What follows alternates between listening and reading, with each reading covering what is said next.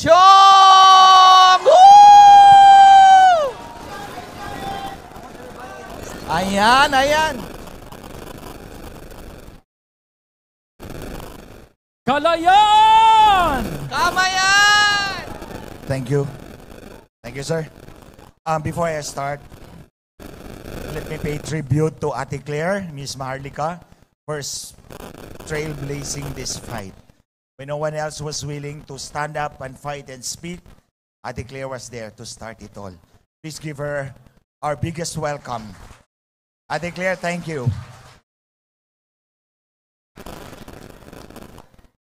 You know, guys, many of you probably know me. I have fought against Smartmatic for the last 14 years. Without many of you knowing that someone is fighting for clean elections back there in the Philippines.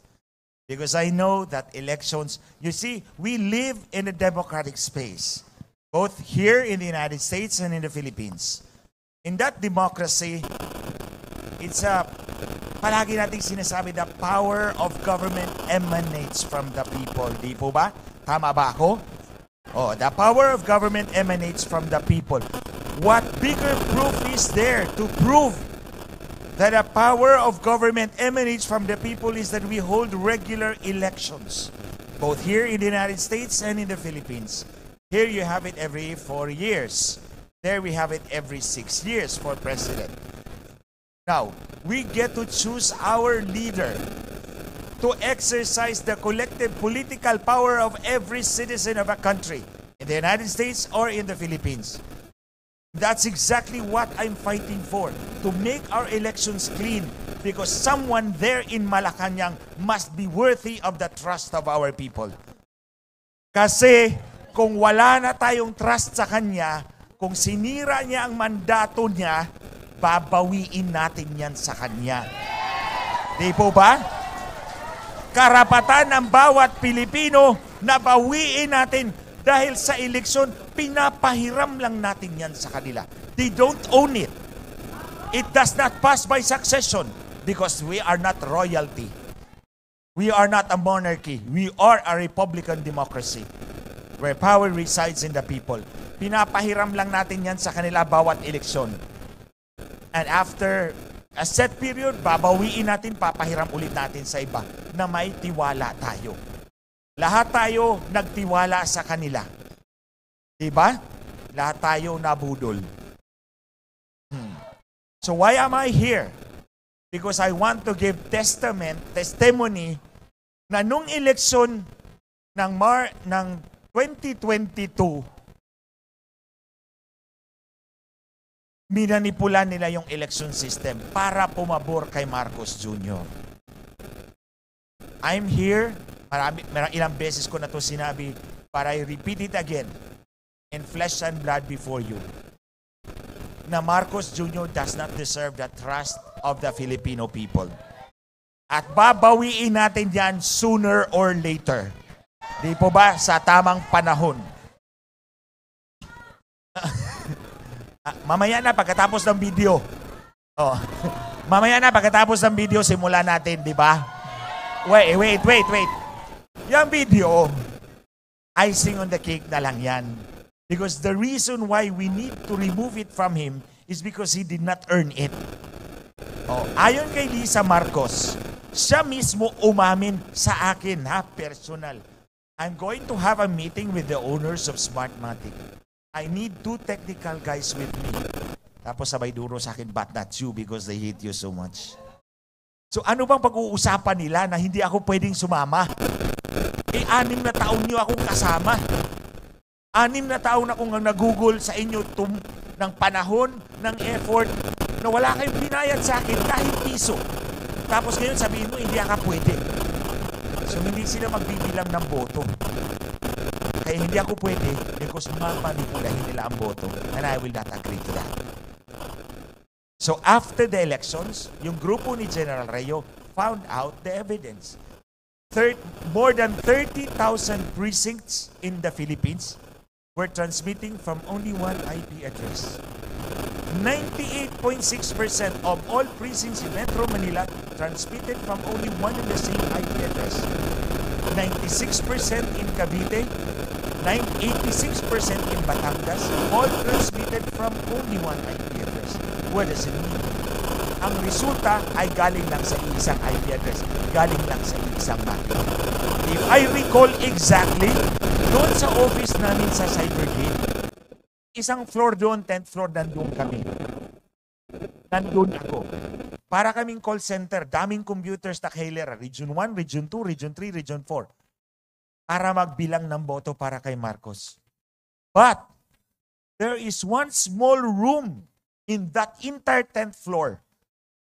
Now, 2/3 of all the bandwidth in that building were channeled to that room. Ang nakahilera-hilerang computer, 1/3 lang amin. Pero yung maliit na room na yun, 2/3 ng bandwidth, doon lahat nakafocus. Anong ibig sabihin nun? Galing ang daya doon mismo sa Cybergate. Or minomonitor nila para makabantay sila na hindi sila dinaya ni Smartmatic din. So ngayon, kung yan ang mandato ni Marcos, ano nga ba palang ginawa nila? Ganito, mga kababayan. Si Marcos Jr. was up against an incumbent vice president. Remember, incumbent si Leni Robredo. So expected na hahatak ng boto pababa kay Marcos. Kasi marami din boboto kay Leni because she is incumbent. On the other hand, si Inday Sara enjoyed the political capital, the immense political capital of her father, incumbent. Si Inday Sara is popular by her own right. So therefore, ang boto ni Inday Sara aakyat, ang boto ni Marcos mahihila pababa. In opposite directions, di po ba? So, na-anticipate na yan ni national problem. Di ba? Kilala nyo kung sino si national problem? Oh, kung Sampaguita ang national flower, Carabao ang national animal, si Lisa Marcos ang national problem. Okay? So, ayan na. Na-anticipate niya yan na kung mababa ang boto ni Marcos, mataas ang boto ni Inday Sara, naturally, lahat tayo makatingala kay Inday Sara. Kasi siya ang mas maraming boto. Yang 32 million votes ni Inday Sara, she earned it by her own right. Totoong boto yan. Bakit? Ayaw na ayaw ni Lisa. Nahulog na ako. Bakit kung nahulog ako? Magpiesta si Lisa Marcos sa Malacanang. Anyway, hindi ako mahuhulog. God will protect me. Oh, si Lisa Marcos mahulog. Okay. Yung boto ni Inday Sara, she earned it. 32 million, malinis yan. Dahil hindi siya sinama ni Lisa doon sa manipulasyon kasi ayaw na ayaw niya kay Inday Sara. Right from the start. Believe me, nandun ako sa headquarters araw-araw. Oh, nagta-time in din ako doon kahit wala akong sahod. Oh, so, yung 32 million Inday Sara sa kanya yan. Pero kaming anim na technical people nila Marcos, nagpustahan kami that night. Ilan ang boto na makukuha ni Marcos Jr.? The maximum was 24 million. So 24 million lang ang boto ni Marcos, 32 million si Inday Sara. So ang titingalain nating leader, si Inday Sara, di ba? So ang manipulasyon nila, dagdagan mo ng boto si Marcos para dumikit. Kaya si Marcos 31.8 million. So dinagdagan para dumikit kay Inday Sara and they will show an overwhelming victory. The act by itself is cheating. Bakit? Kahit nagdagdag ka ng boto, hindi pwedeng magdagdag kasi lalagpas ka sa total number of registered voters. May limit yan eh. So anong ibig sabihin? Nagbawas ka sa ibang kandidato. Di ba? Binawasan mo yung ibang kandidato para idagdag mo rito kasi kung magdagdag ka ng magdagdag, lalagpas ka na total number of registered voters. So kung nandaya ka ng boto, kaya mo ring dayain ang pera kinabukasan ng bawat Pilipino. And that's the reason why we are here, we are fighting to get back that mandate na minanipula ninyo. Minanipula nyo yung mandate na yan, you don't deserve it. And if we get it back, kanino natin ibibigay?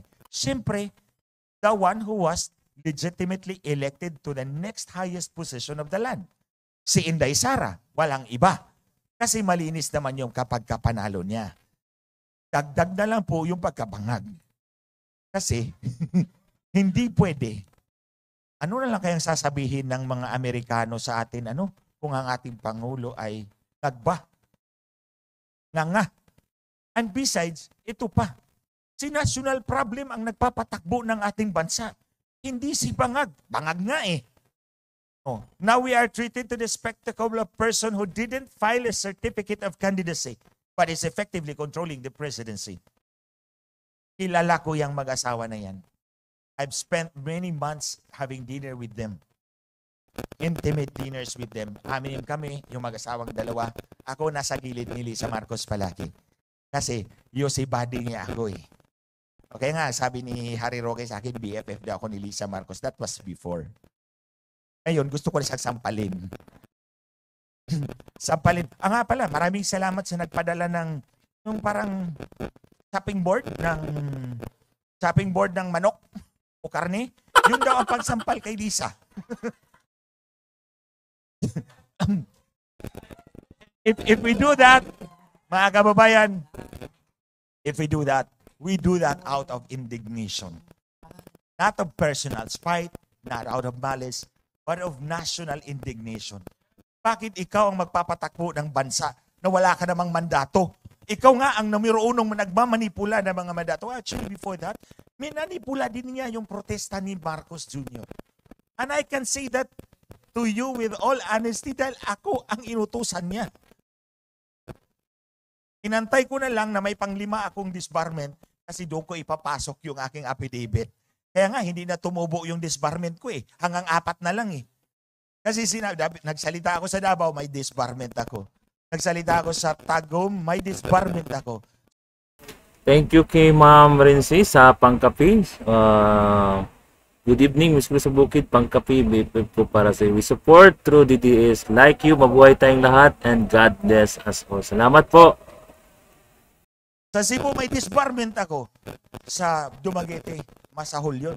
Sinabi ko sa rally, bukas pag uwi ko, may disbarment na ako bukas.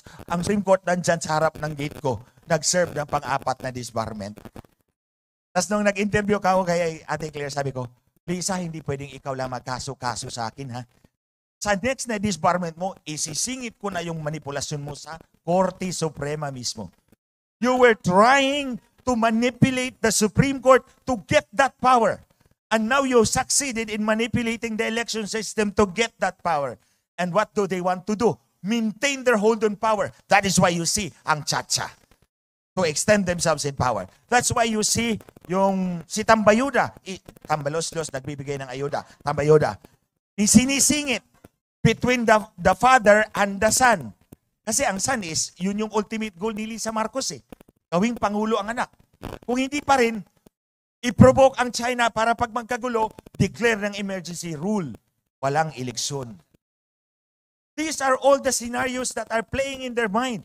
So, payagan ba natin sila to play with fire? Hindi. Babawiin natin dahil may rason tayong bawiin ito. Legal at constitutional. You see, ladies and gentlemen, ubos na ang panahon ko, ang oras ko pala. But I will leave this message to you. Back home or even here, tingnan po ninyo inyong mga anak, inyong mga apo. They cannot fight for their rights today. They cannot stand for their future today. Sino ang lalaban para sa kanila? Si mami, si daddy, si ate, si kuya, si lolo, si lola, you and me.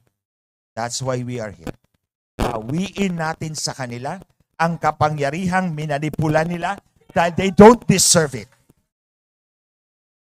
And with more reason, dahil makikita natin mamaya na hindi lang pala ito manipulador, bangag pa.